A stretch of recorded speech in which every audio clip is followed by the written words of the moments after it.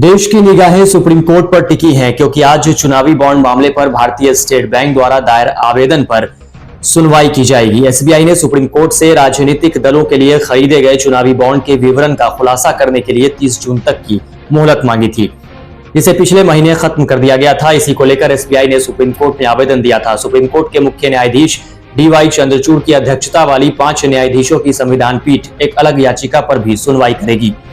इसमें एसबीआई के खिलाफ अवमानना कार्रवाई शुरू करने की मांग की गई है। एसबीआई पर आरोप लगाया गया है कि उसने जानबूझकर राजनीतिक योगदान का विवरण प्रस्तुत करने के शीर्ष अदालत के निर्देश की अवहेलना की है, जिसमें साफ तौर पर निर्देश दिया गया था कि 6 मार्च तक भारत निर्वाचन आयोग को चुनावी बॉन्ड में शामिल पार्टियों के डिटेल भेजें। बता दें कि बीते 15 फरवरी को 5 न्यायाधीशों की संविधान पीठ ने केंद्र की चुनावी बॉन्ड योजना को रद्द कर दिया था, जिसने गुमनाम राजनीतिक फंडिंग की अनुमति दी गई थी। इसको सुप्रीम कोर्ट ने असंवैधानिक करार देते हुए 13 मार्च तक दानदाताओं के जरिए दान की गई राशि और प्राप्तकर्ताओं के बारे में ईसीआई को खुलासा करने का आदेश दिया था। इसके बाद योजना के तहत अधिकृत वित्तीय संस्था एसबीआई को 6 मार्च तक 12 अप्रैल 2019 से अब तक खरीदे गए चुनावी बॉन्ड का विवरण पोल पैनल को सौंपने का निर्देश दिया गया था। वहीं अपने आधिकारिक वेबसाइट पर 13 मार्च तक जानकारी प्रकाशित करने के लिए कहा गया था। वहीं एसबीआई ने 4 मार्च को पार्टियों द्वारा भुनाए गए चुनावी बॉन्ड के विवरण का खुलासा करने के लिए 30 जून तक की मोहलत मांगी थी और इसको लेकर सुप्रीम कोर्ट का रुख किया था।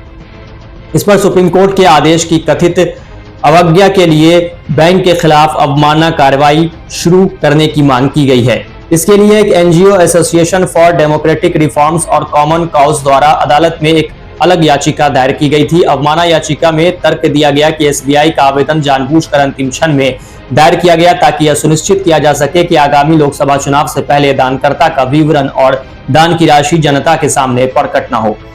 अवमानना याचिका में यह भी कहा गया है कि राजनीतिक दलों के वित्त में किसी भी प्रकार की गुमनामी सहभागी लोकतंत्र के साथ और संविधान के अनुच्छेद 19(1)(a) के तहत लोगों के जानने के अधिकार के खिलाफ है। बहरहाल आज इस मामले को लेकर सुप्रीम कोर्ट में सुनवाई होगी। अब देखना है इस पूरे मामले पर सुप्रीम कोर्ट क्या फैसला सुनाता है।